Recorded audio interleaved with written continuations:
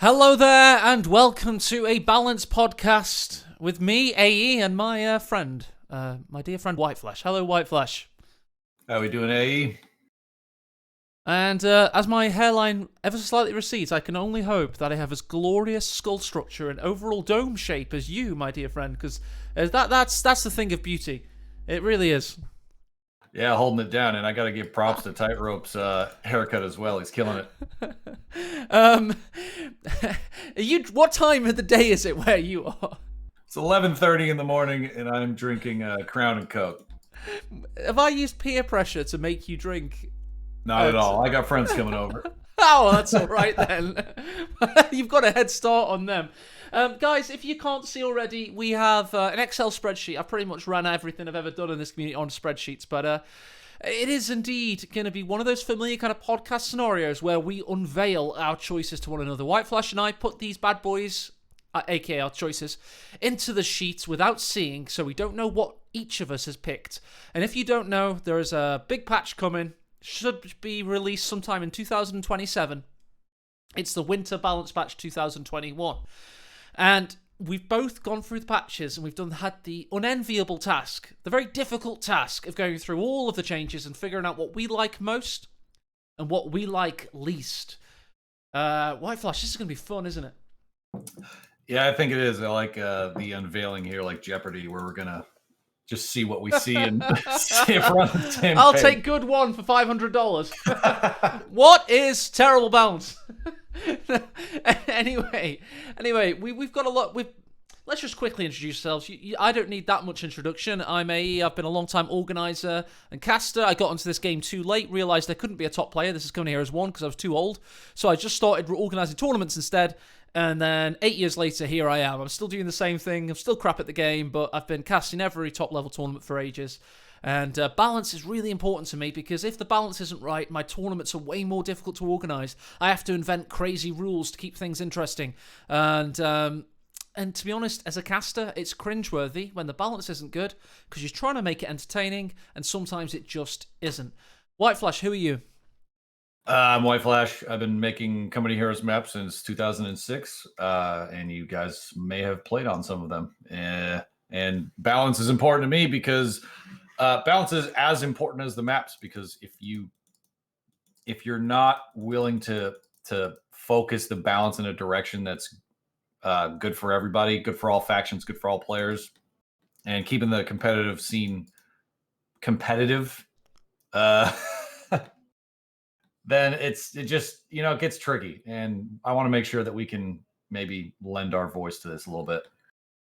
Yeah, we don't want things tricky. We want things white flashy. This guy's designed some amazing maps, notably, of course, Crossroads and Nexus, which are two in the 6-map tournament pool that we currently have as of World Championships 2020. So that's 1/3 dominance from my good friend to that side, whatever that size is on your screen. Anyway, let's not daddle, whatever the word is. Let's get straight into colouring the text here black. My first good one, Whiteflash, and we're playing bingo here. I want to see if you've got it. Soviet 200 manpower healing, and I tell you why, I never have problems with conscripts. I'm a conscript player, but I know a lot of people, when they're trying to play penals, when they're trying to play anything from that tier 1, that special rifle command, they're always suffering for manpower. So I think this should open up a good degree of variety and possibly could be the keystone to making things a little bit more interesting for Soviet teching at the early game. Any thoughts?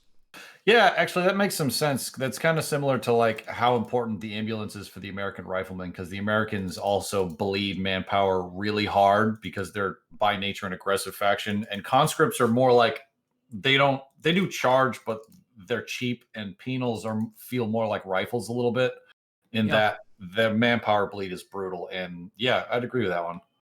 Good. Let's see what yours is. I'm going to unveil it. I'm quite excited. I don't have any idea what these are, so here we go. Yeah, we have not checked these ahead of time, everybody. Quality of life changes. Shall we just say, like, all of the quality of life changes, including all the Mr. Smith patches, all the patches we got right now, it's made the game so much better, hasn't it? Yes, like the quality of life patches, and this includes stuff like that wasn't included in that list, like Panzerfausts can't target buildings now, and planes crashing won't kill like 3, 4, 5 squads at a time. And that is also with like the MG changes, just all this stuff everyone's talked about for ages, and to see it actually going in is, that's just out of control good. Yeah, absolutely. Let's see what my first bad one was. Ostruppen nerfs make no sense without Gren buffs. Firstly, I don't think they're nerfing Ostruppen quite enough. Secondly, I'm of the opinion that yes, German infantry doctrine, the 5-man Grenadier commander, is good. The 2 Ostruppen commanders are good, but they both wouldn't be the coping mechanisms of all Wehrmacht players if 4-man Grenadiers specifically weren't too difficult to play with. Basically, what I'm feeling is it doesn't matter if you're me or you're a good player, everybody in between, it's difficult to keep 4-man Grenadiers alive when you start getting tanks, when you start getting indirect firing. They're 4 models. I know there's the changes with the box formation and stuff, but I just want to see, instead of 30 manpower reinforcement costs, I want to see 28. I don't know why it's 30. Why not 28 like Rifleman, It's just a little bit here and there. I just don't understand why we're not seeing a little bit of... and I know for a fact that someone in Relic at some point in time, I don't know if it was Kyle or Andy or their boss or whatever, said, why not make it so Grenadiers are the gold standard and they're never ever buffed or nerfed? So for 3 or 4 years now, we've not had a single Gren buff, and everything else has left them by the wayside. We've had rifle buffs, we've had Tommy buffs, and then nerfs. We had everything else played with, except Grenadiers. And I don't know why you would make them the gold standard if they've only got 4 men. Because there's too much lethality in the game. That by design, they're the shit standard. It's like some kind of terrible doctrine that Germans are better than Russians, so they only need 4 men versus 6. I never understood it fully. I'm not accusing Relic of that. I know they just watched Enemy at the Gates and then made a game. But that's my rant over. I don't know why they're not buffing Gren. I just want to see a small buff to Grens. It doesn't make any sense otherwise. What? That's an interesting point. The Ostruppen thing is kind of obvious to everybody, that in the patch that we're seeing so far, like the Ostruppen nerfs aren't enough, but I hadn't considered that it's also partially because the Grens aren't. Yeah. It's just a scooch better, and that's fair because, like, even if you get Grens with, the light MG42s, they're better, but they're still very squishy when you get to late game. And players know that if they lose capping power getting into the late game, you're just kind of screwed. You can have all the tanks in the world, but many, many games have come down to, hey, I'm winning, but I don't have enough infantry capping power and defensive power. So it's everything about them. It's the fact that only 1 snipe or 1 model death means you can't recrew weapons as Wehrmacht. It's everything about them. Yeah. A mine kills 2 models. That makes Grenadiers have to full retreat every time. It just, I don't know. I think maybe give them 5 models with the Battle Phase 2, for example. Give them this kind of Soviet conscript upgrade to 7 men. Give Grenadiers the 5-man upgrade. And then the German infantry doctrine's only 1 commander. They've still got the ability to upgrade it earlier with the G43s. I think 5-man Grenadiers should be a possibility for every commander and every situation. I think put it with Battle Phase 2, put it in the Support Armor Corps maybe, something like that. Whiteflash, I want to see your big bad boy, your first one. I'm going to colour it in right now. Let's have a look. Okay, explain that to me. Oh boy. Okay, so emplacements, Company Heroes. I'm going to go back to Co-1, but this applies 100% in Company Heroes too. Emplacements are not supposed to be a big part of the game. Okay, in Company Heroes 1 vanilla, emplacements were the vast minority of like elements inside of the game. And then the Brits were added, and there were emplacements added, which were the Co-1 Brit faction's the worst. But in Co-2, the Brit faction's actually much, much better. The problem is there are certain units, like when the Bofors could just wipe retreating infantry without trying. It didn't make any sense. And this heavy mortar barrage on the mortar pit, I was testing with that thing earlier, and it is absolutely murderous. And the mortar pit's already very brutal if it's put in the right position. They are relatively easy to kill if you get good angles on them, but they have the brace ability, where something like the Pack 43 doesn't have the brace ability. So I'm looking at this like, does the mortar pit really need a buff? They changed it so you can get it a little bit earlier. So, fair enough, I suppose, but does it need more power? This is just something that I don't understand. I'll tell you one funny thing. I think it was Stormless once told me when he went over for the Warpaint Championships, he may have asked a Relic dev, so why did you put 2 mortars in the Brit mortar pit? Oh, it's cool. Is that it? No, it was cool. It was just cool. No, but that Company Heroes is a competitive game in spite of Relic. The community has done. I actually think there's a core. Sorry, I take that back. The original Relic team from 2005, they did have this kind of mindset where they could also make it a really good competitive game, and they put just enough in there to give it the bare bones to drive it forward. But fundamentally, I never actually think that's been pushed upon. Yes, we've had obs mode. We've had just enough to keep this backbone alive. But the game itself, the entire body, the flesh, the living organism that is Company Heroes is not a competitive title. And the fact that Heavy Mortar Barrage, as soon as you mention it, I know exactly what you're referring to. You know where I'm going. And the key there is if you look at the most important thing Relic ever did in this system that they created with like cover and buildings and destructible environments is the vanilla Koan factions and how they interact with each other. It's very important that people understand how that works. And to be clear, there are some emplacements, but not stuff like we see in, this heavy mortar. It's not. If it was a doctrinal thing, that might actually be okay. But to put it just generally in the faction from scratch is just, I don't understand it. I'll tell you something now. If I was actually the Relic lead developer and I was in touch with how Co actually works, I could have made Relic and Sega a lot more money. We know those vanilla faction designs, Whiteflash, work. The United States, and the Wehrmacht from both games, and also the Soviets. With all the tools available, we got proper AT guns, flamethrowers, snipers, mortars, etc. Yeah. You could just make reskins with vague variety for every army in World War II. Give it some cool voice lines, give it some cool models, and you could make so much money.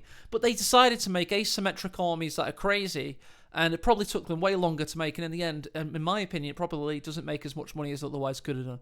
But let's not get into that. I've just had that thought. We could dig deep into that if we You could have made Italians, you could have made 3 kinds of Germans, as long as you make it like that beautiful Company Heroes style we all love. Anyway, let's see what my second good one is. Plane Crash Nerf. What's your second good one? Does that need anything? You know what I mean?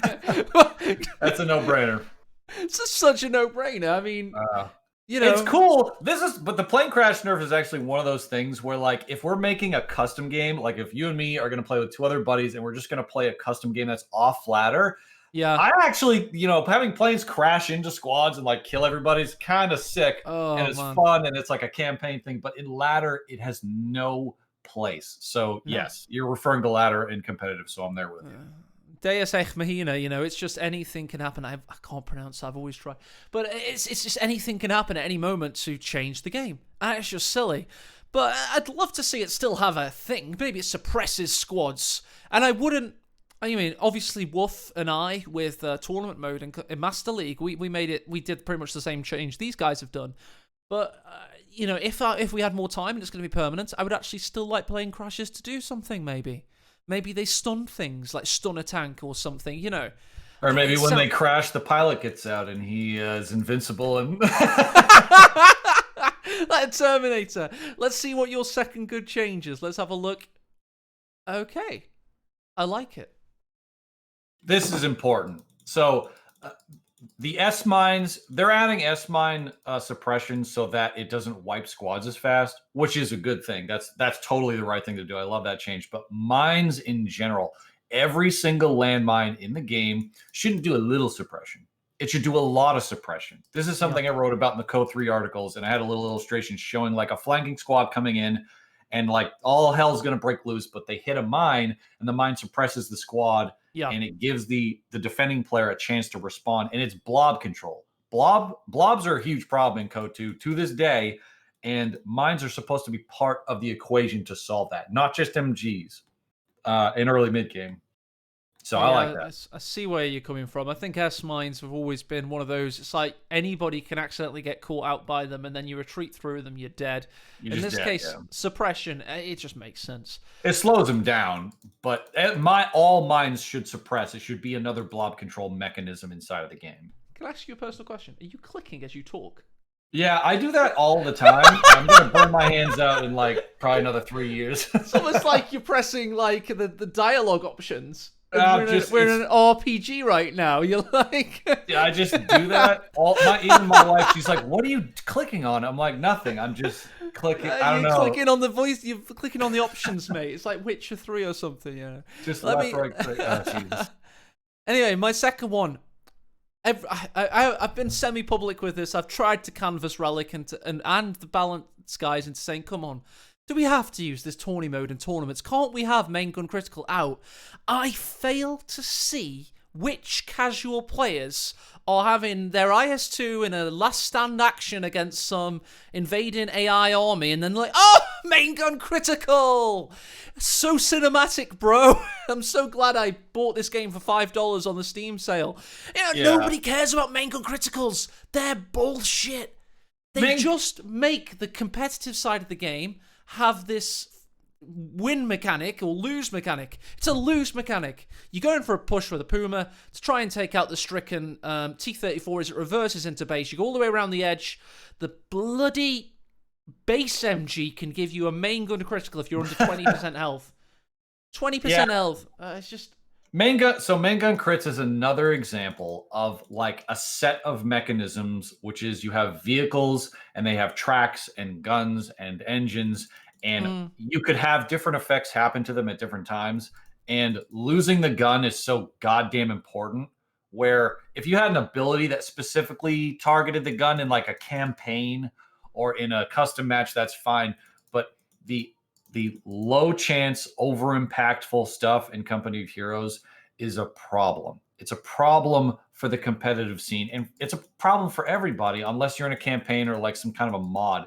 And the main gun crit basically has no business in ladder specifically because it's a competitive environment. Yeah.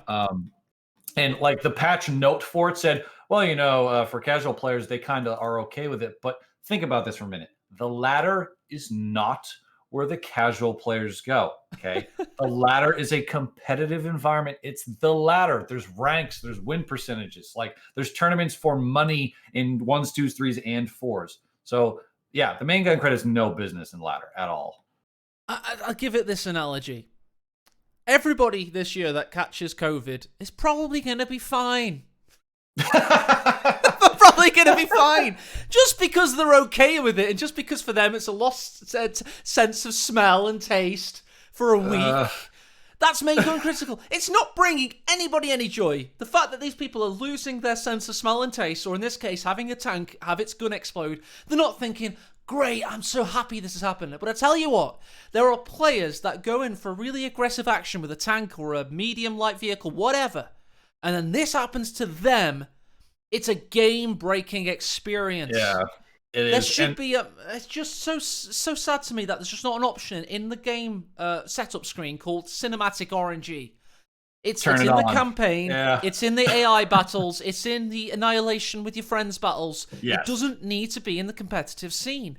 And another part of that, is that you glazed over a little, is that it discourages aggressive play, which is bad. Anything that discourages aggressive play and gives the defender more of an advantage and more like incentivization to just sit there is bad. That's bad, and emplacements do that, and so do main gun crits. Talking about bad, Shimon, let's have a look at Whiteflash's second choice. Oh boy. Oh, that's a bingo. That's a bingo. Nailed it. Oh, dude, did you think this means that I'm like 1-0 up now because I got the bingo first? Is this how this works? Is it like a competitive It sphere means of it means you have to drink, I think is what it means. Okay. Okay, it's on the same row as well, anyway. Yeah. Oh, I really wanted to get more into that, but anyway, let's get To into be clear, everyone, we did not type these like together or line them up at all. So that was random as hell. It was. We purposely did this to make it interesting for us. Let's have a look at my third good point. OKW Puma lower sight combined arms. I think these armored car tank destroyers could operate on their own a little bit too efficiently as OKW, and I think they were pretty much. I was getting tired of seeing them, to be honest, as OKW. I think they were becoming a crutch in every sphere of influence. We're talking 1v1 to 4v4. They were going a crutch unit that was very sexy, but I would like to see, folks Grenadiers or Stern Pioneers following up, just trying to create a bit more combined arms. It's not my biggest good point. It's just one I picked out that I think would make OKW play require more skill, and I'm all for that. Yeah, that's a fair point. The most important point you're making is the combined arms part. The Company Heroes is supposed to be a game where a unit doesn't just dominate. Like, it's not like a battle cruiser in StarCraft that can just drive around and kill everybody. Like, you have to think strategically on the higher levels and tactically on the lower levels, and the combined arms stuff is so important. So yeah, I'd agree with that. Let's see what your third good point is, Battle Buddy. What have we got here then? Oh. Okay, so rifle nade, 18 nades being attached to tech, and less weapon drops. I'm talking specifically about the bar dropping instead of a third of the time, which seems like madness to me. It was down to 15, which was great, and then they bumped it back up to like 20%, I think. The lower percentage should probably be leaned on here because the American faction does not exist without heavy weapons on their infantry, period. Right. So that means you're going to have 3 rifle squads minimum, and they're going to have heavy weapons, whether it's bars or something else. And attaching 18 nades to tech to me feels like a buff, only insofar as like if you're early-ish game, and I want to be careful not to launch too much into this, but light vehicles very early don't really feel good. They're, these clown cars that can just go around and murk everybody everywhere. And like the United States forces don't have 18 aids unless they're vet, and the OKW don't have Fausts for whatever reason unless they have a tiered up building on the field. It's not great. No. But to get it away from vet, I think is better than, and put it onto tech is better, just because clown car stuff is, it's rough. Right. I'm going to have to unveil my fourth bad point because it actually directly contradicts you, which makes it interesting. Oh, great. Rifle Vet 1 ability removed. Game design contradicted. That's true. The game design is because most stuff is attached to Vet, which is true. Yeah. I'm so surprised that Andy or Kyle, whichever the CM was at the time, did 2 things. One, he let Rosbone or Stern Panther, whoever was at the time, completely change Angerville, the most iconic map in Company Heroes. I'd rather have see it removed than changed. The second thing is now I'm seeing that we're having changes that are more against game design, yet they're standing firm on main gun criticals. I see the Vet 1 ability of part of every unit as like a key part of the game. Everything has a Vet 1 ability. It doesn't matter what it is. Everything can have a one-click stuff that you click, and that's intuitive. Everybody knows that. Second point about this, I couldn't fit it in the box, but I actually think a visual cue as to what is going to happen is good counterplay. If you then see that your opponent has hit Veterancy 1, or when you're casting, as I do, and you see that, they're close to Veterancy 1, they're going to push in, they're just hoping for one bit of damage against them, or any damage against their opponent to get the Veterancy 1. They've got it! AT grenade off! You can time this stuff beautifully. I think it's a really cool mechanic.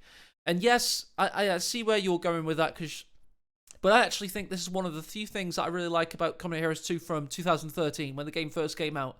I actually do like the abilities on Vet 1.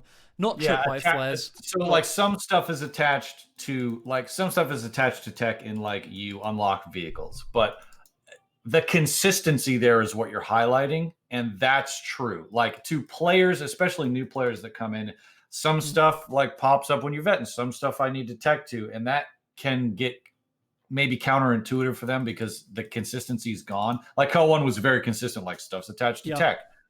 This is what you do. And that's totally fair. That's a different way of looking at it, but that's fair. Like I'm looking at consistency in dealing with light vehicles. You're looking at consistency in the fundamental design of the game. Yeah, I just find it offensive that this is a sacred cow. Sorry, this isn't a sacred cow. It's not. But main gun criticals are. Sander and chat, by the way, we're doing this live on Twitch for you YouTubers. Not all units have Vet 1 abilities. There are quite a few without any. Yeah, because the balance team over the last 3 years have removed loads. There's been loads of Vet 1 abilities that have been removed. I've been watching this happen. And I'm now just using this as my soapbox, my pedestal, to say it. I've seen loads of Vet 1 abilities removed by community balance teams. And I'm pretty sure when all 5 factions first launched, nearly every unit had a Vet 1 ability. And if they didn't, it was probably an oversight. It was definite game design. Anyway, Whiteflash, let's get on with your bad choice. Let's have a look. I'm going first, so this isn't fair. This is not fair. This is not fair. But this is we hammered this already. But it's just like if I'm looking at the meta, do we want the meta to involve one faction doing one thing all the time? And the change was like, well, the weapons that the Ostruppen get won't be as good in certain situations, and like there was no like, hey, they cost more to reinforce. Like that kind of thing really turns the dial up on the unit composition and changes the meta. So I'm looking at this like it's just not enough. And the Gren points you made earlier might be valid too, to like maybe make them a little. I don't know if I'd go to 5-man squads, but I might make them a bit cheaper. Yeah, I think 28 manpower is a no-brainer. 5-man squads maybe with heavy Panzer Corps, something like that. I think at tier 3, as I suggested earlier, probably be stupid. Probably I can already see the number 1 comments on YouTube are like, A's ideas are terrible. But I'm not in a position to have to think about this for a long time and then implement them. I'm just being the guy that's criticizing, which is very easy to do, Whiteflash, as you know. Yeah. Yep. Right then. Let's have a look at my 4th good point. I'm ready. Whiteflash, I've dispensed for the scoring system. It wasn't fair because I was going first. Yeah, I couldn't score at all. Exactly. Valentine's locked to headquarters, death to call-ins. I think we can all agree with that sentence. Okay. All right. So you're going, this is another like fundamental thing where you're trying to make consistency a thing. It's interesting because Co-1 was like had call-ins consistently across the map, and Co-2 had a mix, and the mix didn't really make any sense. So leaning towards not call-ins in Co-2 specifically is fair. I think there is a good way to do call-ins in a Company of Heroes design. Co-2 is probably not that environment, but yeah, that's totally fair. I just think that the meta for has always been call-in orientated. I don't mind heavy tanks being call-ins because by that point in the game, I mean, build times don't matter and all this kind of element of surprise isn't as big, especially for something that goes about 5 miles per hour. But the best commander for the Brits was the Royal Artillery Regiment, and it wasn't just because of the phosphorus or the headquarters barrage, whatever it's called, the second one. But it's the Valentine tank. It was just overbearing. So yeah, I'm glad that they're slowly being able to get rid of all of it. Yep. Let's see your 4th good point, Whiteflash. See what you got. Oh yeah, this is a big one. There's and I had a big bit written on this from like fundamental design standpoint. Sandbag build time. I'm not even sure mainline infantry should have sandbags. Like engineers definitely should. If there's a specialized like engineer unit, like the assault engineers that come in for Americans, like they should be able to build sandbags and wire. But should every mainline infantry or most of them be able to build sandbags? And like, why can't Grens build sandbags? But Volks Grens for OKW can. I don't think any. I lean towards mainline infantry shouldn't be able to build sandbags because the biggest problem I have as a map maker is that we take a lot of time to design these maps and try to make the cover interactions with each other and all these different factions make some sense. And when sandbags can just go anywhere. Sorry, I have to interrupt you. What is a map in a map maker? I've never heard of these words. Since sandbags are on every mainline infantry, maps don't matter. I'm gonna move this green cover 1 pixel to the left because I think in a tournament in 3 years' time it could be really important. Sandbag. Yeah, that's the effect. That's the effect. That's effectively what happens, and you have that on number 5 too. So it's like I would, if I wasn't going to remove it on mainline inf and give it to all engineer units, I would make it take so long. Maybe I'm not sure how long, but either it takes the same amount of time as it takes to cap a normal hybrid point, or longer, because it on mainline inf, and maybe engineers build them faster or that the Yeah, normal speed, right? definitely. Well, Because I they're don't want. engineers. I So don't want the mainline of building them at all. Engineers should be building them. The okay, OKW, that Stern Pioneer unit, maybe they should have some like worker units with no gunpowder that can just come out and build sandbags or something. That'd be very late war Germany anyway, without getting right. controversial. But yeah, maybe they can make a V2 rocket whilst they're at it. But no, but seriously, I just. Yeah, just have engineer units that build your sandbags. You have to synergize with them. I'm all about combined arms play. Nobody's a fan of seeing every single victory point or point have 2 sandbags either side, a sandbag sandwich. It's not cool, man. By the way, if we were still keeping score, you've just equalized because that was my 0.5 as well. So there we go. Let's bring forward my 4th bad point. US pop cap changes are too messy. I've got a theory, Whiteflash. Oh, I don't think it was originally Relic designed to allow USF to pop cap break by disembarking their vehicles. I think they were just like, go with it. Too late now. We got to ship this expansion. We got to go with it. Let's go with it. It's halfway through 2014. We've got press releases soon. We've got the videos. Let's just go with it. I never think it was the design, but it has become a mainstay in Company of Heroes. The fact that now, if you get to 110 pop cap, all of a sudden you're labelled with a huge arbitrary manpower income per minute decrease, otherwise known as an upkeep increase, I guess. There's loads of terminology. I hate to be somebody that doesn't know about Company Heroes watching this. But anyway, I think it's too arbitrary. Why are we giving them an extra 10 pop cap to play with? Why not just keep it as is or hard nerf them to 100? Either admit that it was bad design in the first place or just go with it and let it be. I'm not a fan of these arbitrary limits, and to be honest, it makes the game quite messy.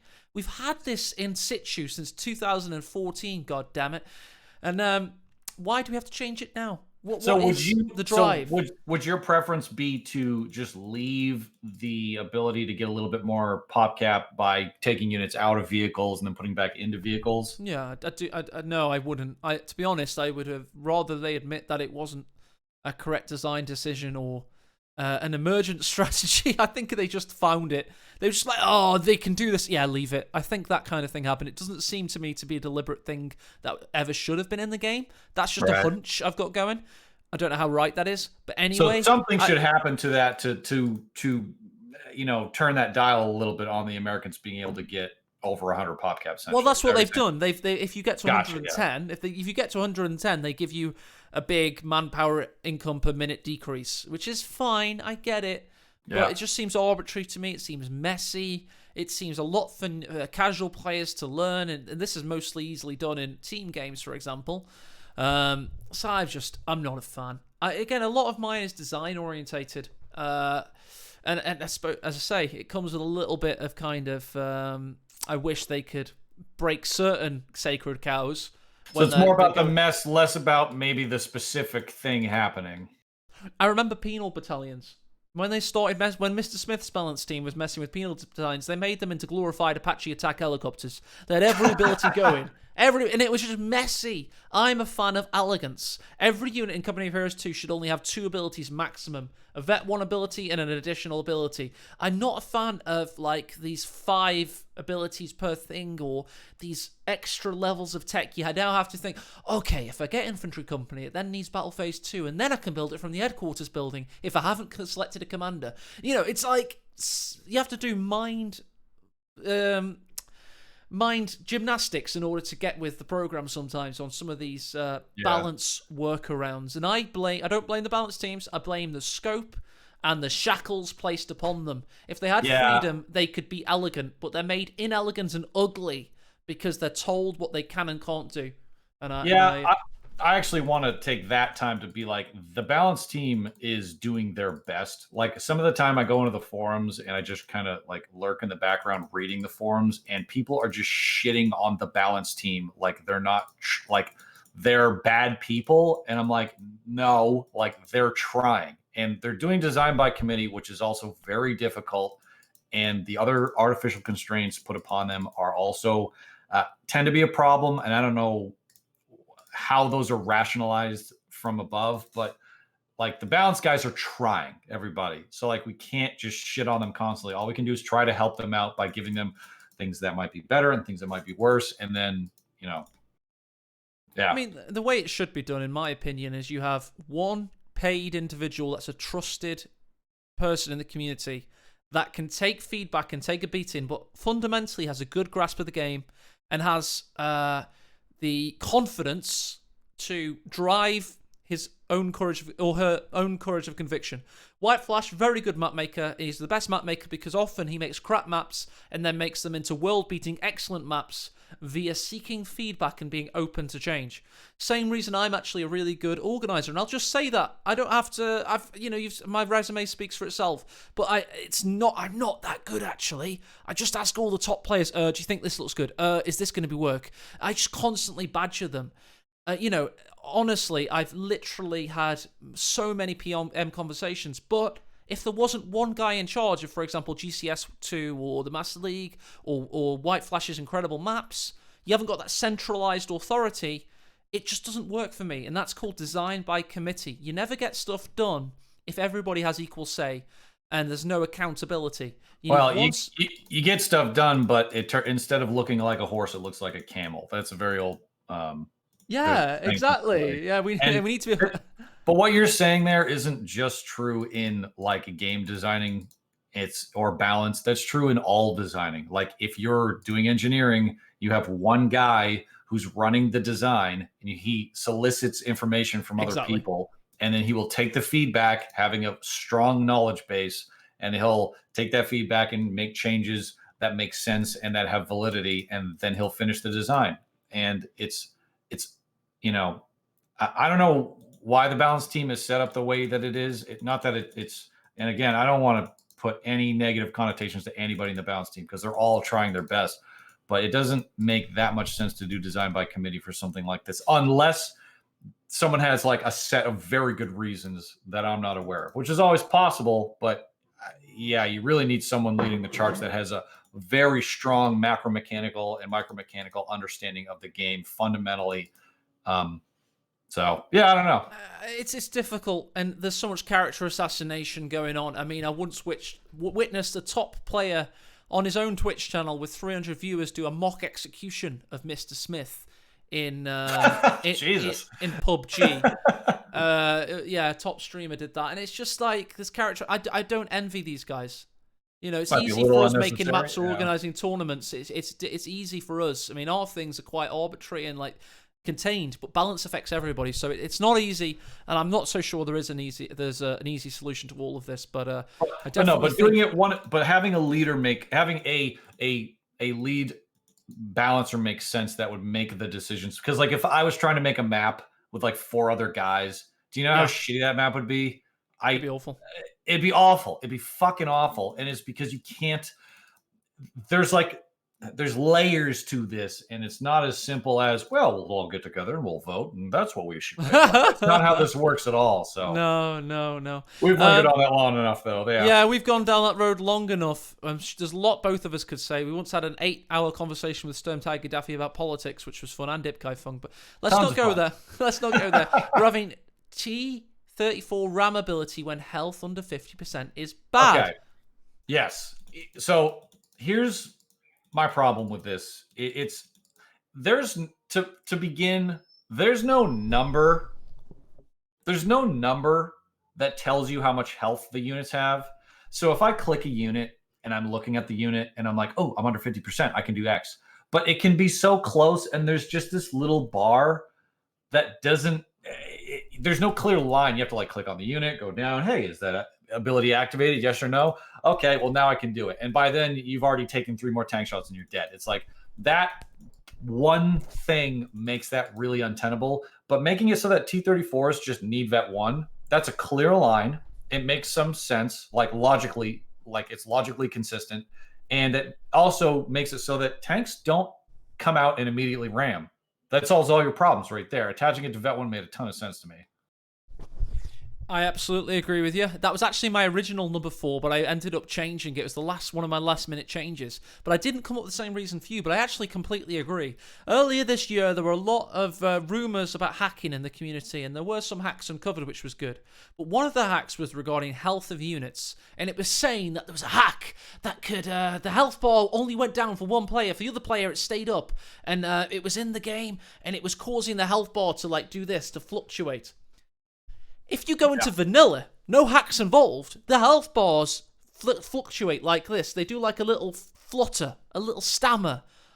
And the reason is there aren't enough pixels, and they're arbitrary. They're based on like 12 pixels is like 7.5%, or some bullshit. I can't remember what it was, but it's bullshit. So it jumps either side of the number. It flutters. It literally flutters. Yeah. The graphical health bars do. They're not well implemented. Number. Yeah, and there's no real, like, there's not a number there, like in League of Legends say. So, like, the players have to check the ability, and especially late game, can be such a fast-moving game. You're not going to have time to be like, oh, I wonder if I'm under 50% health. Like, you're just dead, or you didn't get the ram off. Yeah, and you're there, you're sweating. I wonder if I'm under 50% health, and then meanwhile, the health bar's going, do. Like, you don't know where you are. And literally, the UI does not fully work for health bars in Company of Heroes. I'm sorry to let you know that, guys, but it's not... Yeah, that's my 2 cents on that one. Indeed. Let's see my last bad option. Oh no, we got one of your good options. I think I've not given you enough. No, wait, let's end on a good option. Okay. I want to end on a positive note here. Okay. It's nearly Christmas or something, I'm sure. Let's go with my last bad. No, we'll go with your last bad.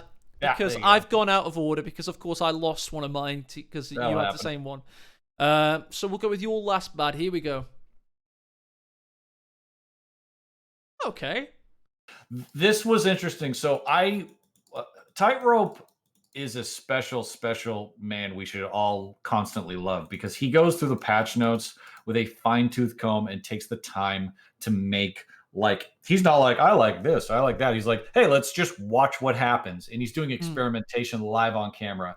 And when he did this with the M15 half-track, that auto attack change looked like it broke the unit, essentially. And because we want to be a little bit careful here. I don't know how many more patches we're going to get. I hope many, many more. But assuming we don't, like, we should treat every patch maybe like it's the last, not for depressive reasons, but for being thorough reasons. And we don't want to break a fundamental unit to the Americans in this patch. And it looked broken. It looked very bad. And I just wanted to highlight that one real quick. For the balance team, if they're, it sounded like Sanders was here. Just look at that again, please. We want to be very careful. It seems that Tightrope is like the silent destroyer of the balance team. He doesn't actually engage that frequently and that fervently with all of them, but he just bides his time. Then he makes one excellent point, and that's a really good way of offering feedback. My last bad point. I can't remember what it is now. Wehrmacht sniper double shot being altered, so it's really difficult to pull off. I'm like, oh, come on. Does everything that's capable of killing something have to be deleted from the game? Do we have to have Company Heroes Competitive being this brutal endurance fuckfest where every game is an hour and 20 minutes and every game goes on forever? Because the lethality of the cheesy lethality has been slowly eroded away to the point where some of the really cool stuff is now being eroded as well. Like Wehrmacht double shots, if it happens to you, you've got a 2-man retreating penal battalion and he's taken out by the incendiary round. That's a shame. But that Wehrmacht player was ballsy with his sniper. He went up against an SVT unit. He went really far forward with the sniper, by the way, which now has less sight, so he had to use combined arms to get there. So right. He's in a skillful position. He's with the faction that has 4-man squads across the board anyway.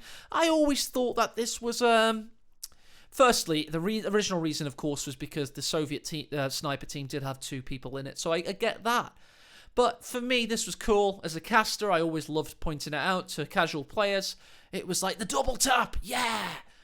Yeah, it's a bit cheesy, but you can't remove all the cheese from the game because some of it is there to make the game fun.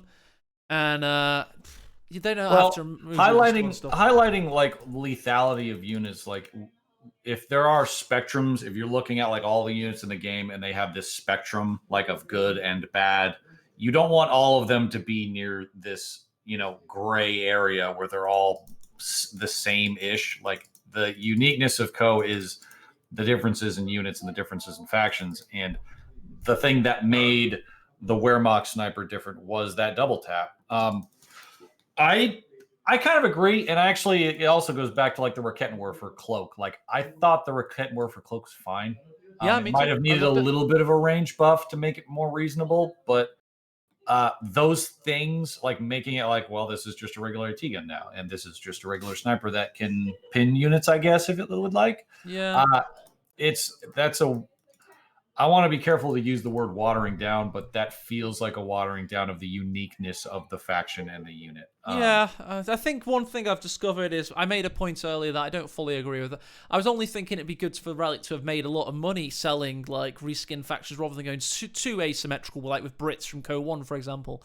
But a lot of the asymmetry, for example, Rakettencloak, I loved that. I begged them not to remove that. As a caster, it was always exciting. Really? I keep saying as a caster. I don't know if you have said that maybe 7 times. But anyway, it was always exciting to watch them sneaking up the side of the map to get that last kill. It was always good. And, I think it's all right. Hey, and if you want to make money too, take the Co 1 voiceovers and make it so you can apply them to Co 2 units. Free money. Oh, yeah, absolutely. All right, let's end on a high note. I'm ready. Ein Tod, eine Kampf. Anyway, let's have a look. Your last good point of the day. Oh, that's actually a direct point. I thought it was going to be this like Christmas message. Yeah, this one's not as good as it could be. So the Pack Howie nerf is going in the right direction. That thing it's way too much.